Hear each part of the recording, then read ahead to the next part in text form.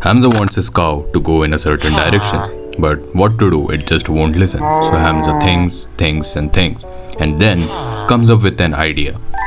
He thinks that why not just put a metal bucket on its face? And it starts farming them. Well done, Hamza. It is going in a certain direction now.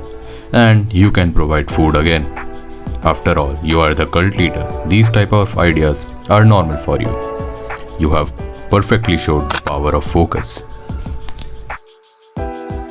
So when I was 12, I didn't realize that stuffs like self-improvement existed. And I was just walking with my friend, who was again 14 years old, and he was obviously more mature than me. But my 12-year-old ass just tried to convince him to be my friend. And I know that is funny and cringe too, but hear me out. So I was just convincing him that be my actual friend, and why can't you be my friend and all that bullshit. And he was continuously refusing. And he told me that he can't be my friend because I was too narrow-minded. And I was just startled because I didn't understand what he was saying. So he paused for a moment, looked at me and told me to look at a certain direction. So he was like, Leo, look at there. And I was like, what is that? I turned behind and he asked me, what do you see? I told him there are a bunch of flowers, grass and weird stuff. He told me, exactly, that's your problem. I point at a certain direction and you only told me the things that are closest to my finger.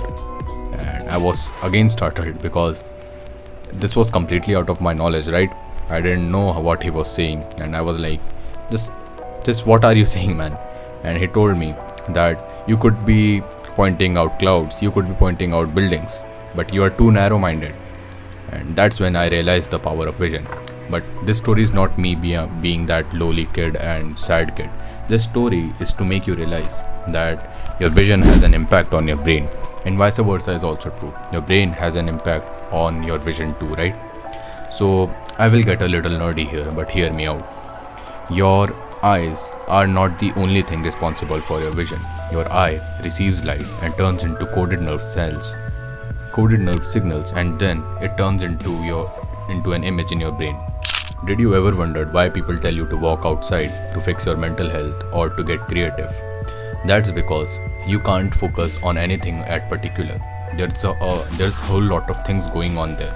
You just can't focus on anything. It allows you to expand your thoughts and just see different aspects of your life. That's why people tell you just go outside if you want to think, or just you want to get new ideas, because that's how it works. It works because of your vision. Your vision can't be focused on a particular thing. Just imagine you walking in nature and someone told you to focus at a particular leaf that is just hanging on that tree, and he could be saying a different leaf, he could be pointing at a different leaf, and you could be looking at a different leaf. That's how vision works, right? You just can't focus anything at a particular thing at a particular time in nature. And this particular thing is called scenery vision or wide vision. And then there is something called tunnel vision, which is narrowing on a particular point or just focusing your focus on a particular goal. And that's how you maintain your focus. You might have heard footballers saying your tunnel vision should be your goal or shit like that. But Zach, how does knowing this improve my life? Well, everything is going to improve your life in this channel. So let's continue. We are going to talk about how to increase your focus, knowing that your vision has a great impact on it. So let's just get right.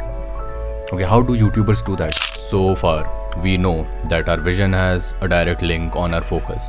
And here's how you can improve your focus by improving your vision. So the number one step is squinting your eyes. So this is something I learned from Hamza himself, and he explained it so nicely, but I'm going to make it little short because it is self-explanatory. So whenever you are studying, scripting, or doing anything in particular that requires your mental health or your mental focus to be good at, so you have to squint your eyes to focus on that particular task. Let's say you are getting distracted again and again and you're getting these random thoughts. So you just focus on that particular letter of whatever you are saying or reading. Let's just say you are doing maths. So you start to focus on that particular number, not the word, but particular number. And you will see that your focus has improved drastically and you will start to gain a lot of momentum through it. This is self-explanatory too. And the second thing would be closing your windows or just using curtains as a tool to block your view. So Last night I was studying and I was just randomly writing things, and that's when I saw one girl walking on her rooftop, and I just can't help but to see her because I'm a male and I'm attracted by girls, and she was wearing this crop top and shorts, and I was just seeing her, and that's when I realized I'm distracted a lot by her. So I just did one thing: I closed my curtains so I can't see her, and closed my windows as well. So you see, the outside world has a lot to offer than your books. At least your mind thinks that. And that's why you should always close curtains while studying or doing something important, because you will see anything. You will be intrigued by a kid jumping from the terrace, or you will be intrigued by a random bird dancing on a rooftop. And that's how your focus gets distracted. And the third thing would be utilizing night lamp. A night lamp is something that allows you to focus on a particular thing. Basically, it's a spotlight, and your brain has a primal instinct that spotlight means something important.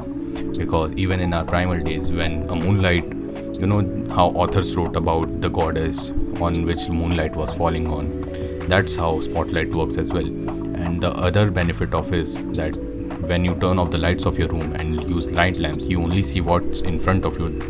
That is your textbook, hopefully, and you just turn off your light so you don't see any other colors in your room. So you start to get focused, and you just start reading on what's in front of you and what the night lamp is pointing at. So if you have the money to buy it, utilize it, because it has such a great use, and I think most students utilize it, and that's what I can think of to increase your focus.